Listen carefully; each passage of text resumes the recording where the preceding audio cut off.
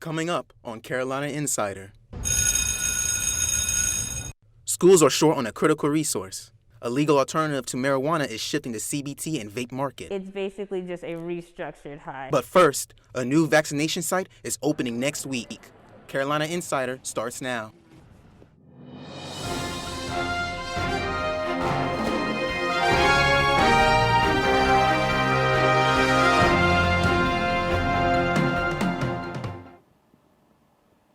Hello, and thank you for joining us. I'm Jaylon Thomas.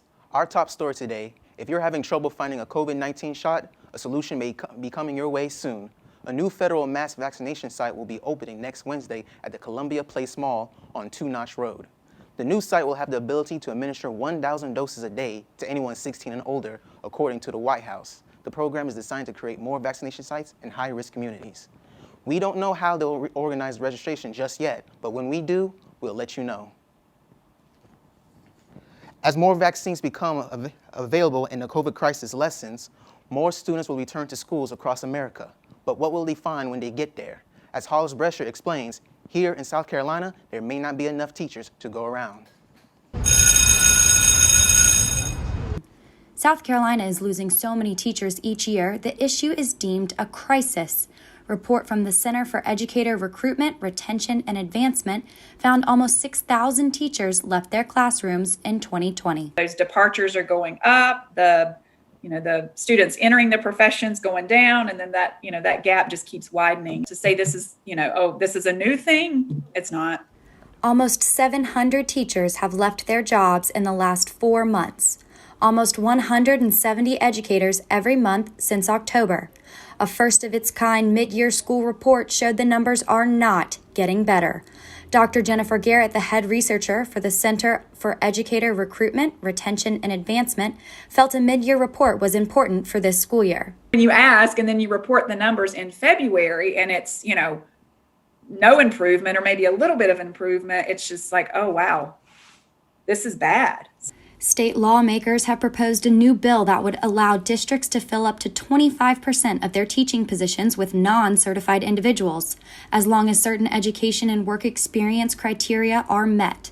But the changes proposed in the bill won't fix the teacher shortage, according to Patrick Kelly, the Director of Governmental Affairs for the Palmetto State Teachers Association. This bill is in some ways legislating for unicorns. It is trying to hire teachers that simply don't exist.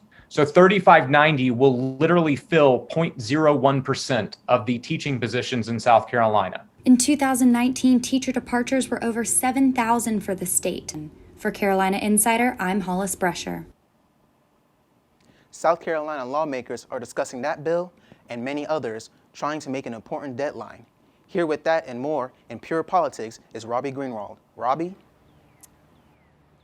Thanks, Jaylon. We begin today with a lawsuit against Governor McMaster. The ACLU is suing him over an executive order requiring state employees to return to office.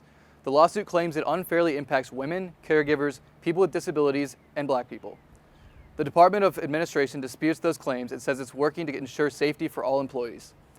In other news, Senate lawmakers are considering open carry legislation, but many South Carolina law enforcement agencies say they're against it. Senate Bill 589 would allow for South Carolinians to openly carry a handgun with a permit in public.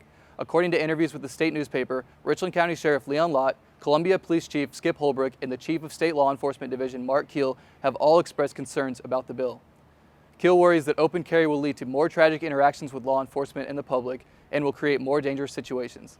The state of South Carolina has concealed weapons permits laws already in place, and Keel says that system won't be as effective with the proposed open carry legislation. The House passed a similar bill in March.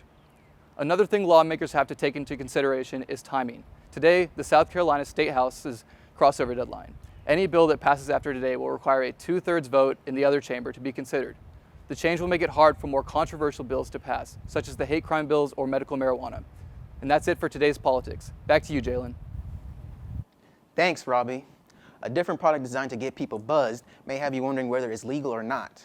You may have heard about it. Some CBD and vape stores in South Carolina are selling a product called Delta 8. It has similar traits to marijuana, but comes from the hemp plant. The main difference between Delta 8 and marijuana is its chemical structure, which is slightly rearranged compared to THC. According to a local lawmaker, this product is completely legal. So if somebody grows hemp in South Carolina, if it has 0.03% Delta 9 THC or less, it is legal. The product is legal in South Carolina under the Federal Farm Bill, which allows the growing and sale of hemp-based products. That's it for this edition of Carolina Insider, a student production here in the Kennedy Greenhouse studio in the School of Journalism and Mass Communications. Thank you for joining us. We will see you back here next Wednesday.